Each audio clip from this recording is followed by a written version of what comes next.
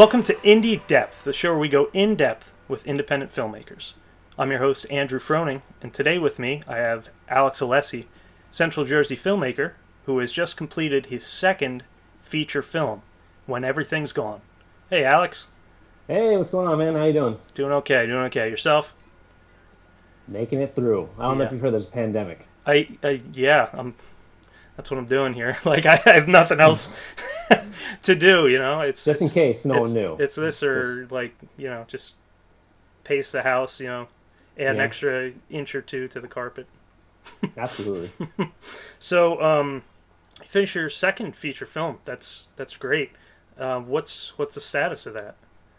Right now we are working on getting it ready for screeners so we can put it in the film festivals, which is it's exciting because we I wrote it in 2014. I started, so it's been like 6 years of just writing and pitching and filming it in different stages, acting, preparing for it, and then of course like 2 years or whatever of editing and doing all the post work. So Yeah, it's a it's a long long, process, but we're excited. Yeah, great. Yes, it is a long process, and it being a long process and taking so much of your time, you want to make sure that the story is perfect because story absolutely. is everything. You can shoot a bunch of things, but if they don't work together, who the fuck cares? Yeah, yeah. I mean, really, So if there's nothing going on, why watch it? yeah, then there's no point. So you have to respect your audience and respect that the story that you've chosen, yet you can tell it in a way that makes sense. So tell me about your approach to story structure. Well, I think story structure for me, it always comes down to what is the story I'm trying to tell. The structure is really going to be dependent on what that story is. If you're doing a comedy, maybe you want to be a little more straightforward or film it with multiple cameras and you gotta make sure those jokes land. So timing of it is really important and sight gags. So even when you're writing the script, you're gonna use a different language to try and convey that. Versus something like when everything's gone, there's a lot of flashbacks. It's very non-linear. So you're really gonna have to think that through and decide how that's gonna cut together almost beforehand, and then you got to do it all over again in the editing bay. Right. Um, so yeah, I mean, every story I've done, the structure's been handled a little bit differently, but for me, it always comes down to what am I trying to convey with that story, and what's the message, what kind of language am I trying to input into it, and yeah, what kind of characters do I have? How is that going to affect the way I tell the story? So yeah, it really is particular to every single story I'm trying to tell. Sure. And I know you've done a few short films before you started to tackle features. So how does the structure of a short film um, how does it differ, or how can someone who has only done short films start the transition into making a feature film? Well, I think that you're trying to do the same thing either way. You're trying to say, all right, what's my A to B? At the end, you have to have made some kind of point. So usually in my short films, the first real short film I did is called The Dead Man, and it's actually a piece of a feature. Hmm. But I found that, obviously using that to try and get the feature made, the idea of using that short was to convey the grander sense of the feature. Now there's a lot more going on, a lot more characters in the feature, but how can I streamline that idea? A lot of times the short film has to be way more streamlined. You have to really focus in on that idea. So really, the Dead Man, the focus I want to get is one, this guy, the main character, Tommy, he's having some relationship woes. Two, his best friend is kind of toxic and not very good for him, which obviously feeds into the relationship woes. And three, there's going to be some kind of huge issues going on and twists to the story that really brings all that to the forefront and makes the main character Tommy realize maybe my friend's not very good and I need to be better for my relationship. Um, Now, in the short film, which I would rather people watch, so I'm not going to spoil it, there's a lot going on where there's use of intercutting to convey that his friend, trying to remember what his name was, is really toxic and how the relationship's going. So there's a moment where Tommy and his girlfriend Alan are in the kitchen talking, and then it was cutting to what's going on outside with his friend. So you could see that his friend's got issues. until it all comes smashing together at the end. Hmm. So something like that, you have to be smart with it because it's about 15 minutes. So you're using your time wisely. And yeah, it's really a focused idea because the feature expands it to like 10 characters and you're going to different spots in time. It's very much like a Lock, Stock, and Two Smoking Barrels type movie, very Guy Ritchie-esque, Tarantino kind of vibes, to where you're seeing all these different characters and their stories and how they're going to merge together.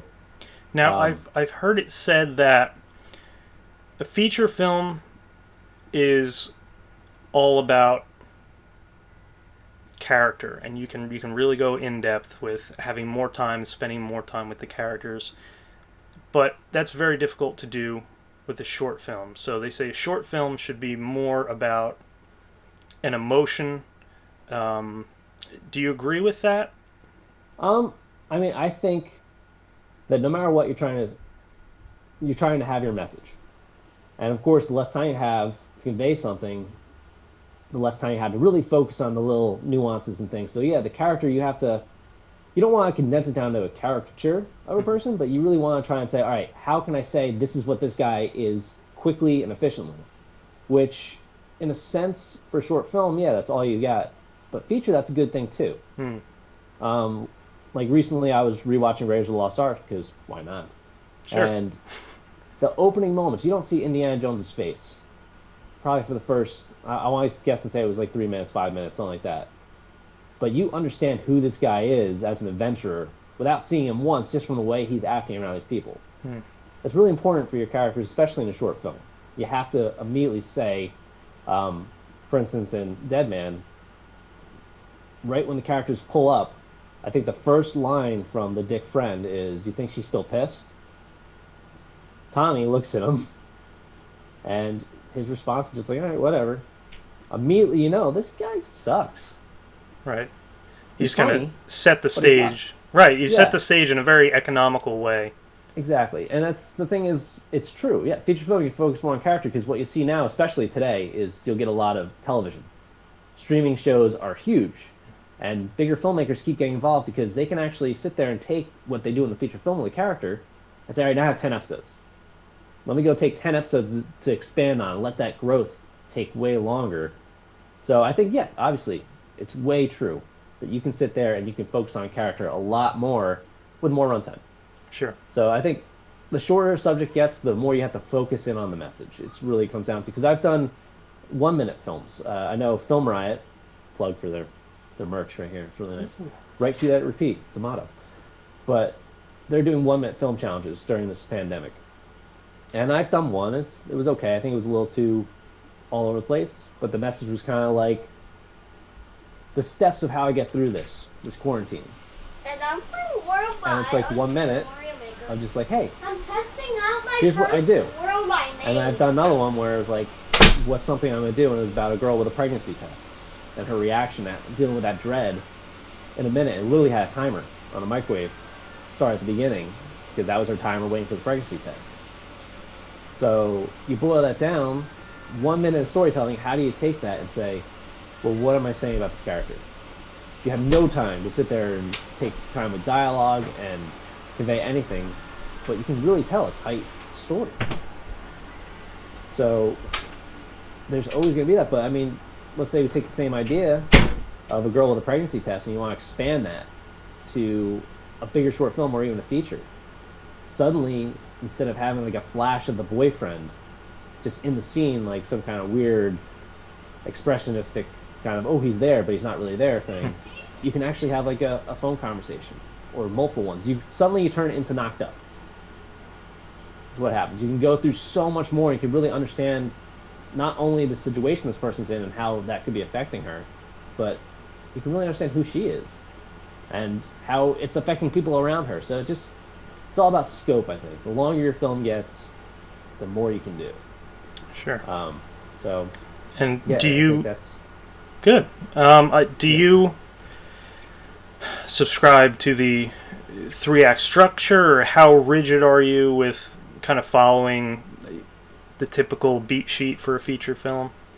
I think once again, it's always coming down to the story I'm trying to tell. So for my feature film Nomad, which I wrote really quick and got together, you really want to have a simple structure. So you really want to focus on like, all right, first act, here we are introducing people. Second act, let's get into the conflict, and then third, let's resolve it. You really want to do that. Something like When Everything's Gone is closer to a 5-act structure. What I'm starting to subscribe to even more is the Dan Harmon story circle. I'm playing around with that and seeing how things line up with that, because that's a really cool method of going around and seeing how a character starts at one point and by the end they're changed. And it's a good way. It works with all those type things. But yeah, it's really how you're trying to convey the story, what you're trying to say, that lets me decide with how I'm going to write a story, how to use it. I know that I usually, when I'm writing, I do a quick treatment. It's like, depends on the story, but like 9 pages at least.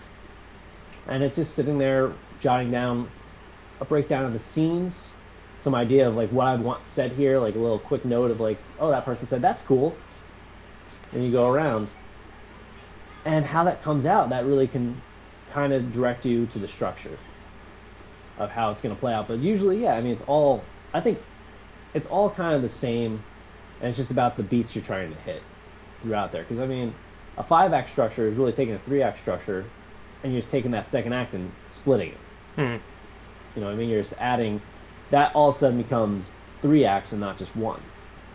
And that makes it a little more manageable, because the second act in a feature is very long, like an hour or more. Yeah, and it's really just breaking that act up into another act. Because, I mean, you could probably theoretically do that with every act. You can sit there and say, all right, first act, here's the 3 pieces that make that. But once again, like short film and feature film, it's condensed. It's just a little bit smaller, and then you have a lot more to say in the second, and how do you wrap it up in the third? You know, sometimes the third act in the movie is simply that, wow, man, we did a great job, high five, freeze frame. The 80s were awesome. Especially in the 80s. They got to the end, it was over. Credits roll, fantasy, like 80s hair rock, ballad. Yeah, exactly. I watched the thing about, it was just breaking down, because I guess Mortal Kombat, fun movie if you haven't seen it, it's 25 now, so don't feel old. It's cool. It's fine. But someone was pointing out, it's like, yeah, they should have probably stopped it before the ending, when it's like, let's tease the sequel. And it's like, he freeze framed it on like Sonya Blade, like, yeah, okay, all right, fine, because no one knew. I don't know if I'm in the minority, but I love the end of that, because it was like, oh, I do too. Especially when I was a kid, like, it's not There's over. There's nothing wrong with the end, but the problem is then you get to the next movie. Yeah. And that's the question. Yeah. Like, is that worth it? They were serializing it before it was cool. And like that's with the ends of my films. I don't particularly like to go and say, let me tease a sequel. I like to just leave it a little bit open for the audience. Agreed. To say, we can go in other places, but this story has a bow on it. I know that I've had some great responses to my film Nomad, and one of them was like, I can't wait to see the sequel. I was like, maybe, I don't know, like, I guess it's possible. Sequel to Nomad, Homebody. Richard Linklater did it. He did it with the before sunrise, sunset, and midnight. Like, okay, it's doable, but might take 13 years. Yeah, and that's the idea. So maybe we'll see. Maybe in 10 years I get back together with that crew and make a sequel. But yeah, I mean, that's definitely how I view story structure, and I think that the only thing that messes with that ever is you obviously write a film to be a certain way, and you say, here's the structure, what's going on. Then you get to the edit, and you assemble it, and you say, all right, here it is.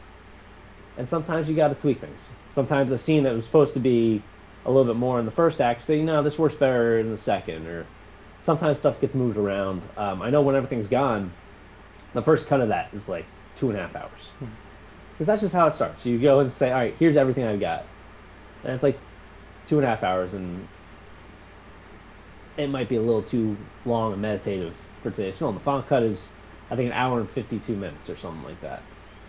About an hour and 52 minutes. Still decent length, but cut a huge chunk of that. And some of that was going to the ending and saying, well, let me rearrange and do this and try that. Because no matter what structure you're going with, you want to make sure you're telling everything as tight as possible. And then you're really getting that message out there, that character growth. Because that's the thing. At the end of the day, the story structure has to be kind of beholden to what you're saying with that film, no matter how long it is, how short. It's all beholden to that. And how does that help you tell the story? So, and that comes down to also narratively how you tell it. If you're doing something that you want to feel very in the now, you're going to cut it very linear.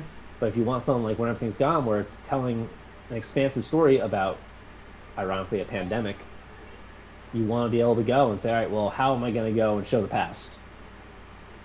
So this story is a little bit more of a mystery because it happened already, but we don't know exactly what happened. Mm-hmm. How am I going to cut that together? And that starts in the script, and by the end of it, some stuff gets moved around in the edit room because it works better. So it's good to have that starting structure with 3 acts, 5, using the story circle.